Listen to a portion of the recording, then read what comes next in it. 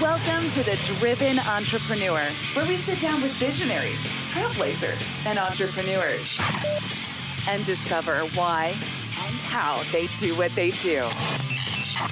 We'll get the backstory, plus plenty of life and business lessons along the way. Here's your host, Matt Brauning.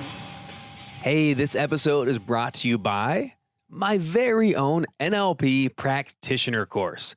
I've been teaching neuro-linguistic programming, or NLP, for nearly 15 years. It is the most powerful tool for communication on the planet, and it can be yours today.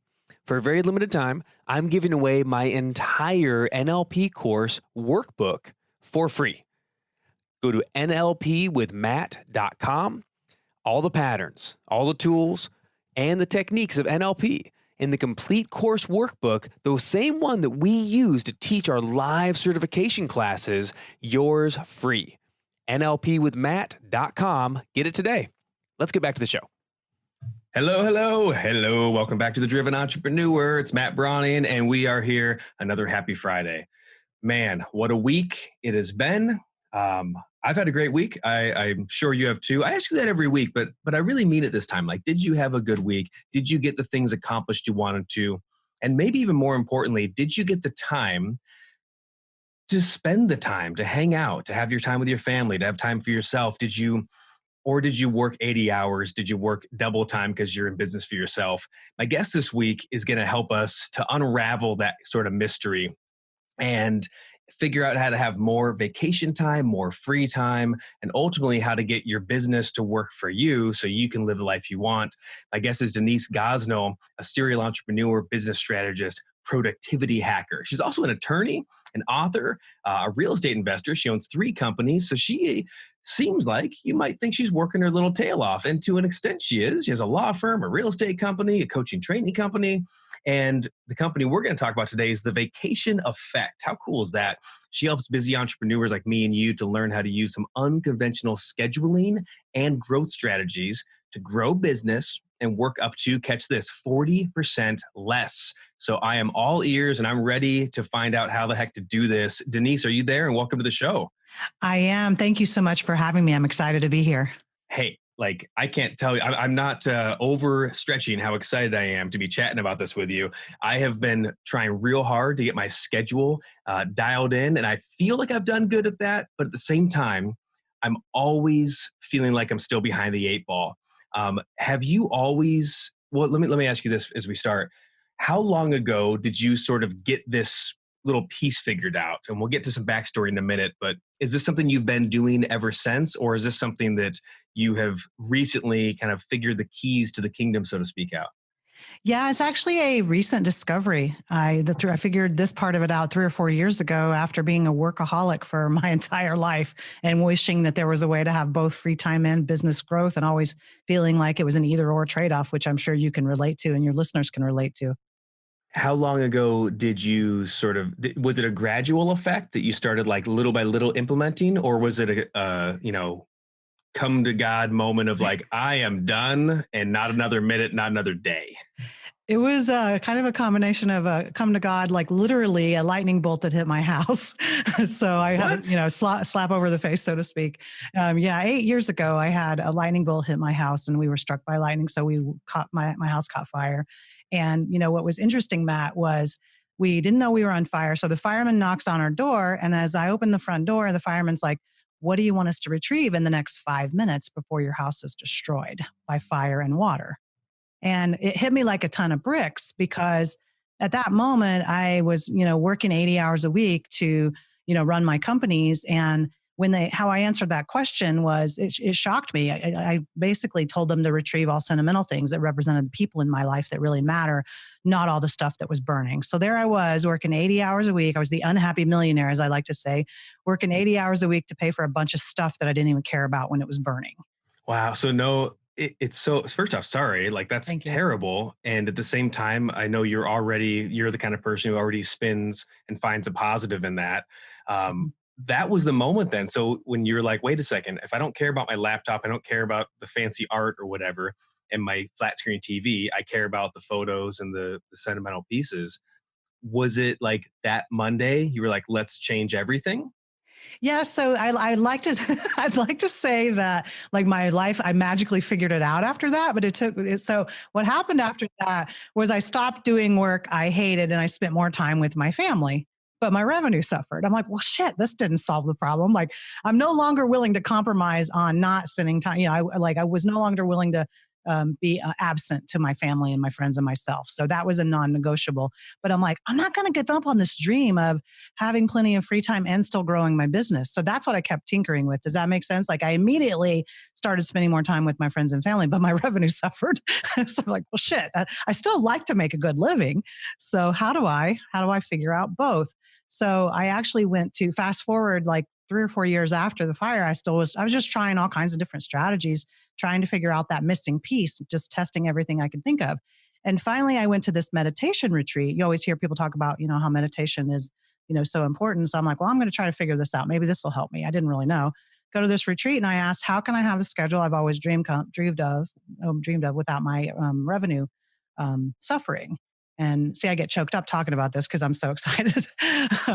And so I go to that meditation retreat with that question. And the answer I got, it was like God whispering it into my ear. He's like, all you have to do is decide and make today what you want tomorrow to be.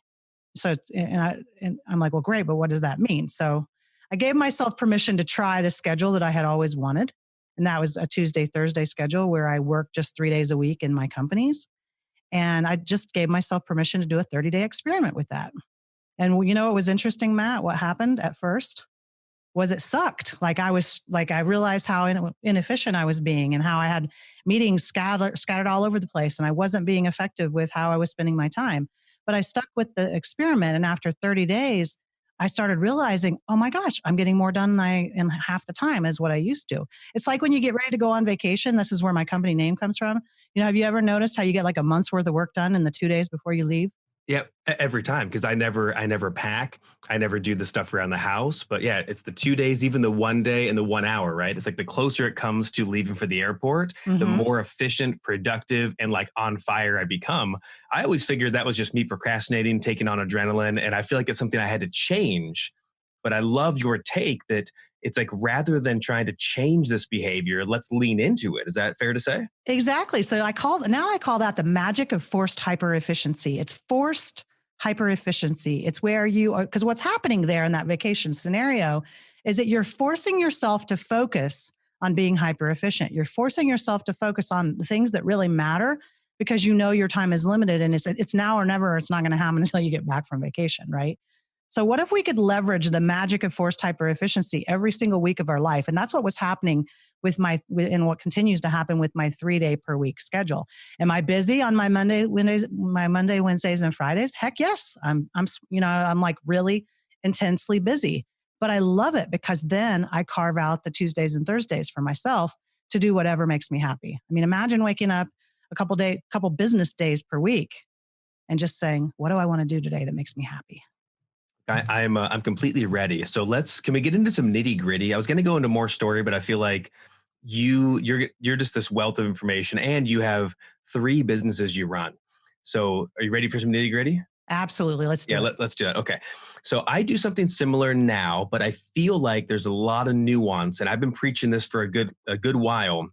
And I watch clients of my own and listeners and different people who try, they get the scheduler, right? So already you cut out emailing back and forth and having 6 emails just to get a call with someone and that sort of thing, right? So obviously, I'm assuming that you're going to use lots of software. Would that be fair to say? And do you want to share a little bit of that? Just kind of as a base foundation, technically speaking. Definitely. Yeah. So I'd like to say that it just magically forced hyper efficiency is the magic ingredient that makes it all happen. And it's kind of like the catalyst that helps it all happen. But there are actually 9, I call them growth and happiness multipliers that all have to work together in tandem in order to make a 3-day a week schedule work long term. At least that's what I had to do. And that's what the clients that I've worked with. Like you can get a long ways on just even implementing half of these, but you're exactly right, Matt. Part of it is you have to become better at delegating. If you're not going to be there all the time yourself, stuff still has to get done, right? And if you're a business owner, so you have to have team members to delegate to. So delegation is one, standard operating procedures are critical. You have to be really good at systems and automation and time hacking. I can give a couple my favorite time hacking tips if you'd like. Forced hyper efficiency is one of those. Revenue and expense optimization. You always got to be watching the numbers and tracking your KPIs. So it's like there's those 9 things that happen in tandem with each other, that when you overlay forced hyper efficiency and you put those other things into place, you really can be a business owner who's only in the company 3-4 days a week, whatever your goal is, and let the team step up and let the systems and everything else take care of it without you being there. It's also a great strategy if you ever plan to exit the company to, start by, leveraging these opportunities. Yeah, I was going to say that's exactly what it starts sounding like is, whether you're going to move into more of a chairman type role eventually, or you're looking to sell a business, everything there, like that's what people are going to want to have. And that's what's going to make it more valuable. But here's what comes up for me right away. There's, in the entrepreneur world, there's everyone from, the small business owner with hundreds of employees to the solopreneur, the startup. And we obviously, as you might imagine, we have a lot of solopreneur people listening. The first thing I got was this feeling of overwhelm. And I'm being honest. Now, I know it doesn't have to be, right? When you talk about these different kind of needle movers, right? Those 9 different needle movers. Is it the sort of situation where if you can get one of those, it's going to move the needle a bit, it's going to help you, it's going to be better? Or do you have to have all of them in place? Because I got that feeling of, oh man, it all makes sense. We need to have standard operating procedures. I need to look at the numbers. I need to do this. I need to do that. And then I feel myself going, you know what? That's a lot to do and I'm already too busy and I don't have the time. Can you speak to a little bit of the overwhelm process of how do you begin making those mental and logistical changes? Yeah, that's a great question, because it is something that you do not have to do all of them at once to have huge results. Like for me, it's taken me over the last 3-4 years to implement all 9 of those. Yet I still have had that 3-day per week schedule the entire time.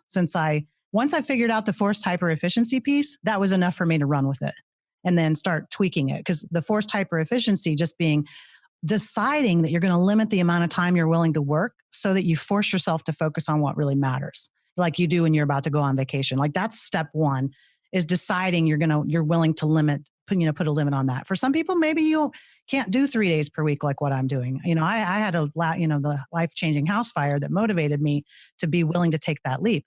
Maybe you only go down to 4 days per week. Maybe you're working 7 already and you go to 5. Like start somewhere with limiting, putting a restraint on reducing the number of hours you're willing to work. It's like Parkinson's law, right?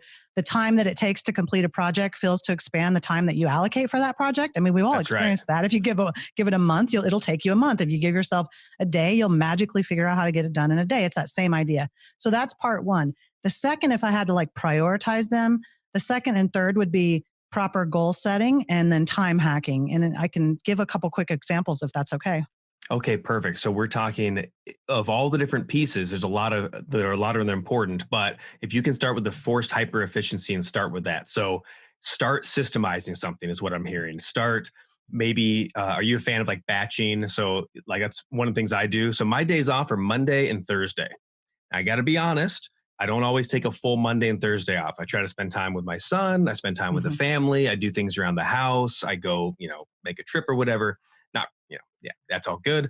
But I still find myself sometimes my Tuesday, Wednesday, and Tuesday, Friday, coaching days, call days. I usually start getting back-to-back appointments and it gets full. I cut it off at a certain point, but it gets full. Wednesday is recording days. And, we're actually on a Wednesday recording this right now. But what happens is it gets so full that eventually I don't have time on those days for other non-scheduled business things, and it starts to bleed over. So before we get to that, can you speak to how do you stop the bleed over? Is that a problem for you? Do you just draw a line in the sand? Is it okay to say, even though I take Monday off, I'm going to take 2 hours this Monday as I'm getting used to it to handle business stuff, but then I got to cut it off? How do you kind of draw that line in the sand, or do you? Yeah, I do actually. And that's a really great clarification question. I'm glad you're asking, because what I had to do in order to make that my Tuesday, Thursday schedule sustainable long-term was I had to allow for a 2-hour emergency buffer on Tuesday and Thursday. Now, but let me give us some parameters quickly around that. So that 2-hour emergency buffer is something that I don't schedule. I don't ever schedule meetings during that 2-hour emergency buffer unless something truly comes up that, it's really an emergency that can't wait until the next day. And so I'm not ever giving anybody that option to schedule for that time, but I'm keeping it on my own calendar in case a client emergency comes up or a business emergency that I absolutely have to handle. And then I've got a spot to put it. And if I end up taking that time, I'll give it back to myself on another day. But I only have that happen like once a month, Matt, where I actually need to take it. But I always know in the back of my mind, I've got it in case I need it. So I love that you give it back sense? to yourself. Yeah, it's almost like how you would do budgeting with finance, where if you need to borrow money for an emergency fund, you pay it back to yourself. It's not like you just use it because emergencies keep coming up. You got to have that discipline and that diligence. I love that so much. So we start getting this set up. We start batching things. We start committing to less days to schedule whatever we need to schedule for business. You talked about some time hacks, so I would love to get into that. What are a couple things maybe we can implement pretty quickly? What are some time hacks for our days and our weeks? Yeah, my two favorite time hacks that totally transform my life, and they're my go-tos, are the first one is, and it sounds simple and some people might use it, but they might not use it effectively or consistently, is using a timer. And ideally, I recommend that it not be your iPhone timer. And I've got a little technique for how I actually make this work really well. So like ideally a battery operated timer, that like an egg timer or whatever, not your phone, because if it's your phone and you're looking at the timer and a text message comes in, you get distracted, and which is kind of defeats the whole point of what I'm going to tell you. So like the one my mom used in the kitchen for timeouts in the 80s? Exactly. So one of those timers, or just something other than your phone where you're not seeing messages. But so here's what I do. This is like a little hack. I call it hacking the hack. I love hacking the hack on, whatever I'm always trying to do. So like, let's say I think the task is going to take me 30 minutes to complete, Matt. What I'll do is I'll set the timer for 15 minutes. And so I'm watching this timer, tick down, and it's, 15 minutes. Now at the 15-minute mark, I'm not usually done with it. But what's interesting is I don't reset it when it buzzes at 15. Remember, it was a 30-minute, I estimated it was going to take 30 minutes. So I set it for half that time. So at the 15-minute mark, I don't reset it for the second 15 minutes. I'll set it for 5. So, and 9 times out of 10, guess what? I'm done in 20 minutes. I'll set it for 15 and then 5 more, and I'm done in 20 minutes. What have I just done? I've taken a 30-minute task and I've gotten it done in 20, even though at the beginning I was sure it was going to take 30. Isn't that interesting? That is a forced hyper efficiency within forced hyper efficiency, right? The hack of the hack. Exactly. What a great idea. So you got a 30-minute task, just to reiterate, you set a timer for 15 half the time. And then when it goes off, you're not going to be there, but it's like you're already cramming your time, you're getting your energy hyper focused. And then the last 5 minutes, I love doing something like that. It always feels like a game. It's like I'm trying to game myself. I do that when I'm driving. It's like, how many miles can I do? Not in how much time, because it's not about speed, but it's like efficiency and how long. If I do a long road trip, can I go in between filling up? And just little things like that kind of make the time go faster, and it makes it more fun. Absolutely. And sometimes I'll just stand up and do a little dance when if I got one done at the first 15-minute timer, like I like to do a little dance, like I'm rocking now, because it's like, how often does that happen? It's like you literally just took something and cut it in half because you were having fun with it and you forced yourself to focus. So yeah, it's always good to make it a game and have fun with it. Very good. That's one of my favorite. And do we have time for me to share my other favorite? That's my go-to. Oh, let's bring it. Yeah. Okay, cool. Hack number 2. Exactly. So hack number 2 is, everybody has their own method, whether they do it in a journal or on the computer or whatever, but they probably do like a brain dump. Most of us do some kind of brain dump of, I got to make sure I get these things done today. Well, the hack that I like to apply to that is, after the brain dump is done in whatever form it may be, take a look at the list and identify the 2 or 3 out of, let's say, 15, which most of us probably write down on any given day, just as a, or have it in some system. Take a look and say, what are the 2 or 3 on this list that if I do, that they actually will be the 20% of the effort. They'll take the least amount of effort, but they'll produce the biggest result. So it's the whole Pareto analysis, but on the part that's in your favor, right? The 20% of the effort that's going to produce 80% of results. And so that's what in the morning, that's what I'm always looking for when I start my day is, of this list of 15, what 2 or 3 things are going to get me 80% of the way there, but they're only going to take 20% of my efforts. And guess what? If I do those first, I have already had a successful day, no matter whether I even get to those other 12. Does that make sense? Yeah, do it. So do the big ones first. Can you then speak to because I'm always kind of that devil's advocate piece, and when I do that, so I love doing exactly what you said. It's what a great hack. Um, Look at your big to do list. You start categorizing. You start going, okay, what's important, what's bigger, what's getting the result. Can you speak to the difference between an important task and an urgent task? Meaning, I can look at this and go, this is important. This is an 80-20 deal, right? I want to do this one, but there's something else that's maybe a small task, but I know there's some urgency. Maybe it's external urgency. Somebody's, hey, I need this by tonight or by tomorrow morning. How do you approach importance versus urgency when it comes to that?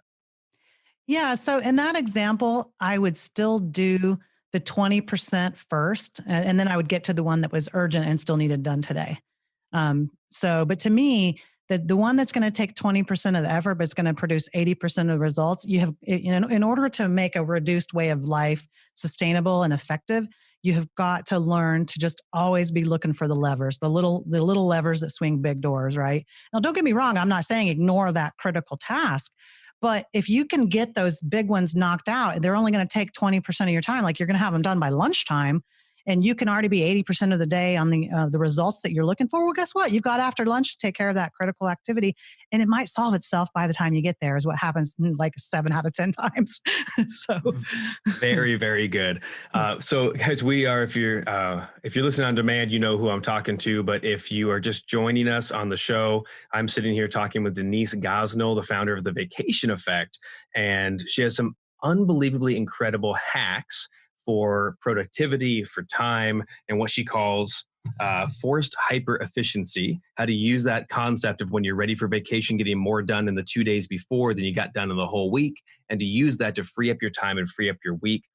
Denise, you have something also. Can you speak to, you want to give something out to everybody? I know you have the Vacation Effect book, and you can find more information at vacationeffect.com. Vacationeffect.com. You have all of this and more in your book. Can you give us you have a book summary, and I know it's really valuable to get that summary, and you're giving that away for free at Vacation Effect. Could you speak about the summary a bit, and then what the best way to continue and follow up with you is? yeah. So, like you said, at vacationeffect.com, that's vacation effect with an EFFECT.com, they can download the book summary. It's a 30-page summary. It's like the Cliff Notes version, or, the really great summary. I call it a rocket summary of all the principles covered in my book that's coming out later this year. So everybody's getting a sneak peek of what's in editorial right now, and we're working on having it published later this year. But honestly, it's a great summary of everything we've been talking about, including all 9 of those growth and happiness multipliers that I was talking about. But it starts off telling my story of how I stumbled onto all of this, and then walks through like everything I did to make this happen in my own life, and what I've also proven with my coaching clients as well, because I wanted to make sure I wasn't the anomaly, that it could work for other people. So you can get all that and so much more in the Vacation Effect book summary that I highly recommend your driven entrepreneurs check out. And as part of that, it will also give more details about the ways I work with clients, and anybody that my message really resonates with, love to chat with you in more detail to see if it's a good fit for us to work together. Because I'm Very all cool. about helping entrepreneurs have both the freedom and business growth that they deserve without having to pick one over the other. I want nothing more than that. I'm in. So you can also follow Denise at Denise Gosnell page at Facebook, and Vacation Effect at Facebook. So pretty simple to go to. And if you head over to where we get this show on demand on any podcast platform, Apple Podcasts, Stitcher, Spotify, iHeart, you can also, of course, in the show notes, we'll have everything there for the Vacation Effect, vacationeffect.com, Denise Gosnell. Last couple questions as we sort of wind down our time together. When you were growing up, and usually I start with some of this, but I want to end with this. When you were growing up, what were your parents like? What were the influences with time? Specifically, were mom, dad, whomever was an influence in your life, were they on time? Were they constantly running late and trying to cram more things in and having chaos? Or did they have the structured life? What did you see as a young little human? And did you adopt that same thing in your life, or did you run away from it? Yeah, so I adopted that grind mentality like my dad always had. He was a hard ass worker who, and I admire that about him. But I also didn't realize that, my mom, I had 4 brothers, so there's 5 of us. My mom was home caring for us while dad was always working. I didn't see him very much because he was working all the time. And in hindsight, I followed in his footsteps and became a workaholic for over 20 years and didn't realize that, it didn't have to be that way.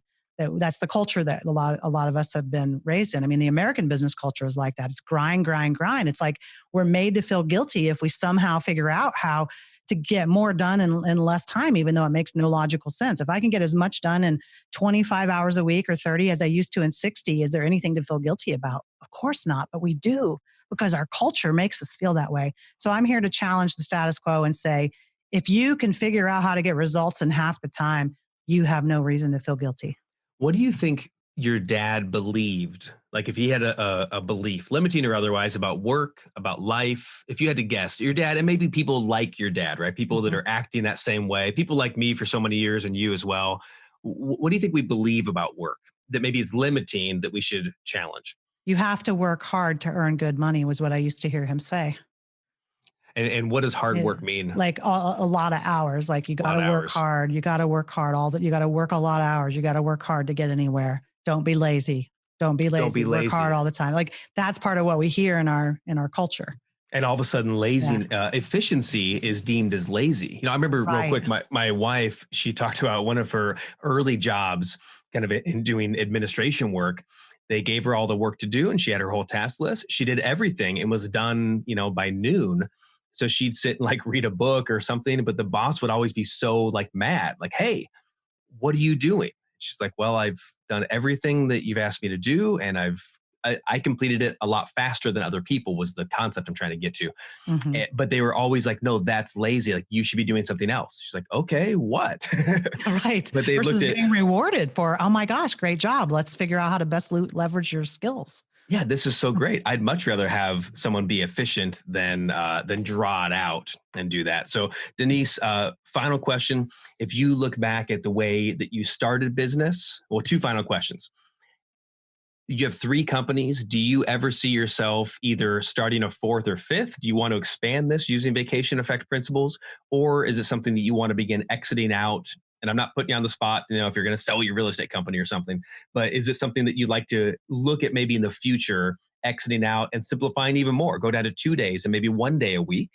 Or do you want to start leveraging and build an empire? What's your general train of thought? I'm an explorer and a tinkerer, so I'll always be starting new things, like whatever interests me at the time. That's why, I have 3 companies to begin with. But like I look at my consulting company, which is the division of the Vacation Effect, as my tinker place.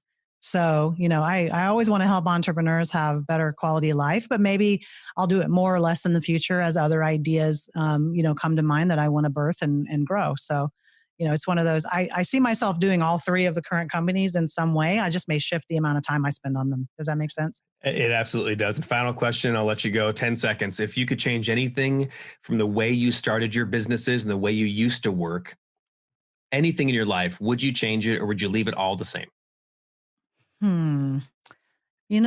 That's a really good question. Because like you said, I always learn from everything where it becomes the best thing that ever happened to me, even if it was the worst thing that ever happened to me. So I think I'd leave it. I think I would leave it the same. Very good. Well, Denise, thank you so much for coming on the show. I sure appreciate you, and great to get to know you better. And I will talk to you soon. Thank you. I really appreciated you having me on the show today. Thanks, Matt. Hey guys, that's the show for this week, man. Denise Gosnell. So huge thank you to my guest, Denise Gosnell. You can find out more and follow her at Vacation Effect on Facebook, Denise Gosnell page on Facebook, and go to vacationeffect.com. That's EFFECT. So effect, like the noun, I suppose, or if I'm saying that right, vacationeffect.com, and get the book summary. It's a 30-page summary of her book, The Vacation Effect, and you can find out the 9 principles and exactly how to implement them. Start with one and really start changing the culture of how you approach business and how you approach life. That's it for me. Get out there this weekend. Stay driven. I think that's our new catchphrase. I'm just going to stick with it for now. Hey, stay driven, but be driven efficiently. Stay driven to enjoy life. Stay driven to be free. And I'll catch you next week. See ya.